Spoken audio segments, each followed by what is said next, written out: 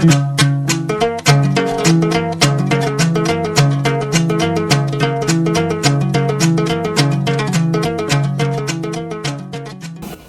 chili is one of the farm enterprises that can yield great dividends because it is a fast maturing crop, and yet it lasts longer than most crops in the garden. At 5 months, the fruits are ready for harvesting, and the farmer harvests twice or 3 times every week for almost 1.5 years. And most important, its market is readily available. It has a lot of importance on the world market. For example, in West Africa, all the food has to be spiced by chili, even in Ethiopia. But also in Europe, US, UK, they also use chili a lot. So there is a defined market where they offer premium prices, yet most of the chilies that are coming from the rest of the world are not as good as those that we can produce in Africa, and especially in East Africa. There are various species of chili, and most of them can be successfully grown in East Africa. But in this video, we focus on the steps of growing the Scotch bonnet species.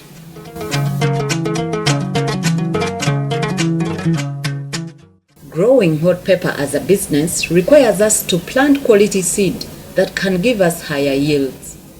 You can buy high quality seed from agro shops or source for quality hot pepper plants from which we can get overripe fruits and use them to make our own seed. In pest and disease control strategies, you are required to be sure of the type of the seed. So you do not get seeds from any plant, any fruit, because if that seed is not good, the plant you will grow, it will be also affected. It will not yield you what you want. So you are required to identify fruits which look healthy and the fruit that doesn't have a lot of valleys in it, because most valleys are an evidence of poor growth in its life. After selecting the good overripe fruits, put them in a gunny bag such as this and tighten up the bag. Then crush it thoroughly. If you are too heavy, it is to your advantage. It takes about 30 minutes. Crushing. If you are not too heavy, it will take you some more time. You squeeze like 3 times, pouring water, so that red cream flows and goes away. That water is helpful to adjust or to reduce the strength of that pepper. It has no effect on the seed, rather it cleans it.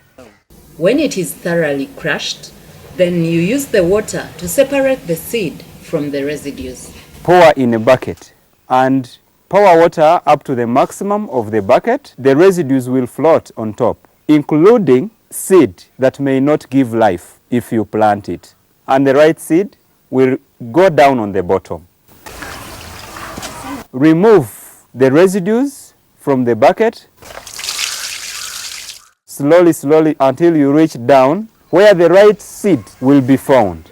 You use a certain net or any cloth that can really make water go through.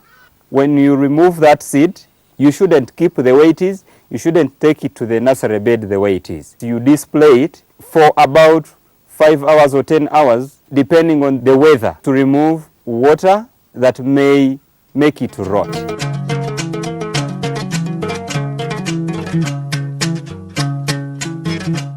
Like most of the small-seeded plants, hot pepper requires you to establish a nursery bed and raise quality seedlings that can be planted in the main garden.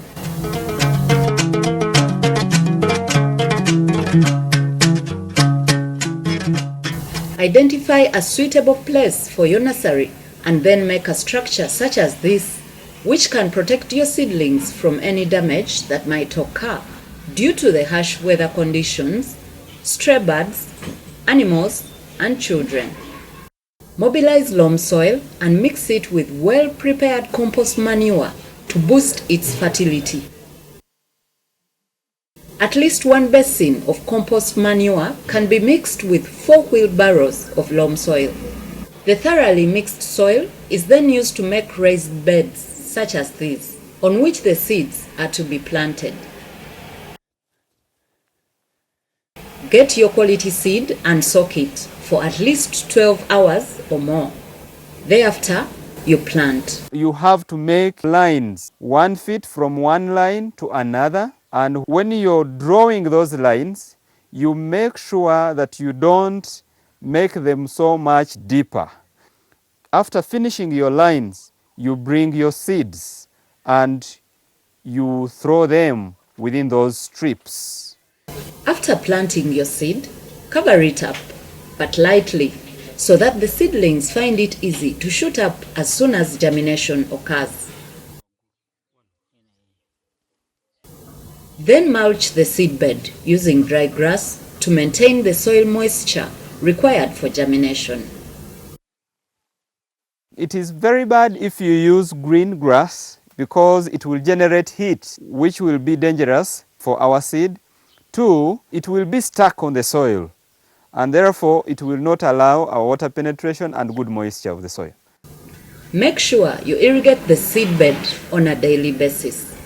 When you're irrigating, you have to raise up about 2.5 to 3 feet in order to reduce the pressure, and the water will flow on top of the grass evenly, and it will reach the seeds very well. You must make sure that every day you irrigate in the morning, in the evening. After 10 days, we shall see our seed germinating. And then after those 10 days, the grass which you covered there, you remove it in order to allow the seedlings to grow straight and grow stronger. Within next 20 days, these seedlings will grow very well to about 4 to 5 leaves with a strong stem and at least more than the main root.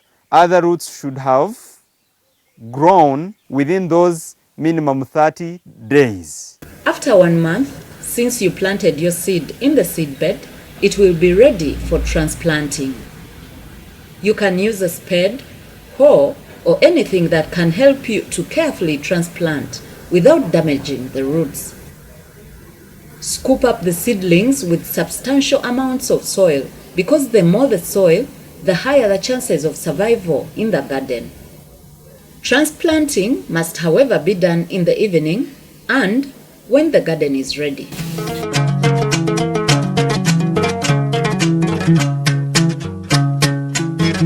Make sure you choose a suitable place and prepare it very well. Let it not be in a swampy area. Let it not be in a place where there will be water logging. Because when the logging occurs, the hot pepper will have a problem. It will now begin to turn to yellow and the roots start rotting because of too much water. Let us also note that when you are growing in a low land, it is recommended that you make trenches to make sure that there is a reasonable amount of water and what the plant needs. The nature of the garden also determines how you begin measuring and planting your seedling. For example, like this garden, which is slightly flat, we shall plant going to the east or north or west. If your garden is on a steep slope, the planting should be horizontal. It limits soil erosion. It is very important to plant in lines, 4 feet by 4 feet, because the yields are greater when you do good spacing. And when you're monitoring the crops, it will be easy for you because we remain with the spaces where we shall be passing, doing the rest of the work, like mulching, like irrigating, like spraying, and also harvesting or picking. So what we are looking at is to see how the spacing can be well done, how you can plant a smart garden of hot pepper and it grows well. When you are measuring the 4 feet, you have to use a ruler. Locally, they hold hands together and stretch like this. It makes 1 feet. And you make 4 feet by 4 feet. The stick is measured just once and then used to mark the entire garden. The string and the smaller sticks help you to earmark the points where the seedlings will actually be planted. And using a hoe, you can easily dig up the relatively shallow holes to host the seedlings.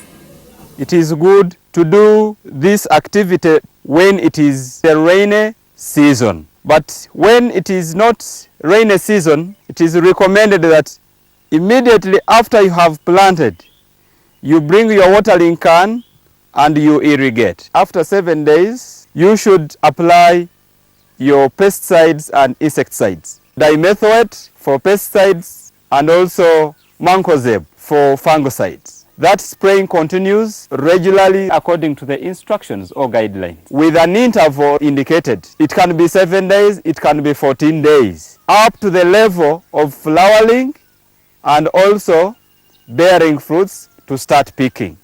When we are applying our chemicals, the first thing you must do is protect yourself, because you might find you are doing the spraying in a condition of weather where there is a lot of wind. So the wind brings back the chemical. When you're not protected, you will breathe it, eat it, touch it, it will go on your skin, and which is very dangerous. Because these pesticides and the fungicides, they are very harmful. You don't die immediately there, but you die slowly. So it is a good practice to protect yourself first. Weeding should be done as soon as you see the unwanted plants. This weed, if you leave it to grow faster, it will be a problem. It will compete with our plants, it will consume our chemical, it will also harbor the pests. So any type of the weed, at any level, it is really unwanted. So you are required to weed it. As soon as you finish weeding, it is advisable that you mulch your garden with dry grass. Mulch the whole ground. But if you don't have enough mulch, you can do what we call circular mulching. Mulch is very important for water preservation and also weed control as well. It is advisable to often prune your plants in order to give the plants greater opportunity to grow as fast as expected and to yield better. The pruned branches should be disposed of in a pit and be buried or burnt.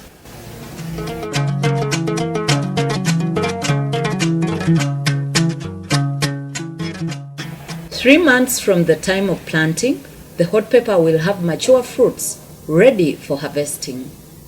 Proper harvesting skills should be employed to avoid damaging the fruits and the resultant loss. This half-ripe fruit is the one that qualifies for picking and for export. And while picking, you must be extra careful when you're removing it from the stalk. It is advisable that we pick with the stalk. The reason why we need it there, it is now a requirement standard for quality to the European market, and it will also protect the fruit to keep its freshness. For the next 1, 2, or 3 days, it is still fresh. But when you pluck out this one, you have created an opening for its damage. It will generate water from here, and it is a source of many other bacteria to enter here. And number two, it protects you also as a farmer, because its water is hot. So by the time you collect the whole garden, while removing this one, you will find a problem when you want to sneeze, when you want to touch your body, when you want to go everywhere you want to go with your hands. So you have to leave this stalk there. What you have to do, you hold the stalk and you pluck very well upwards, depending on where that stalk is bending. If it is bending down like this, you hold it upwards and then you pluck it. It is very dangerous if you only hold the fruit and you pull. You will damage the whole plant and you will destroy those young ones which are next. You put it in your clean container. It must be a plastic container which is weather friendly and it doesn't generate heat for your harvest. So what we advise is that use the crates or containers or buckets which will not press the collection that you have made up to the collection center or to the buyer. When you're picking 2 times a week or 3 times a week, you will not see the overripe, except only when you want the overripe for the seeds. This plant lasts 2 years in your garden, but we advise that when your garden is in the middle of its age, you should have developed another field already. So every 2 years, you are losing the old garden while you introduce yourself in a new garden. And during the dry season, you irrigate and it gives you the fruits. But if you are not able to, these plants will be affected by the dry spell and the leaves wither until the next rain, when it will gain its life again.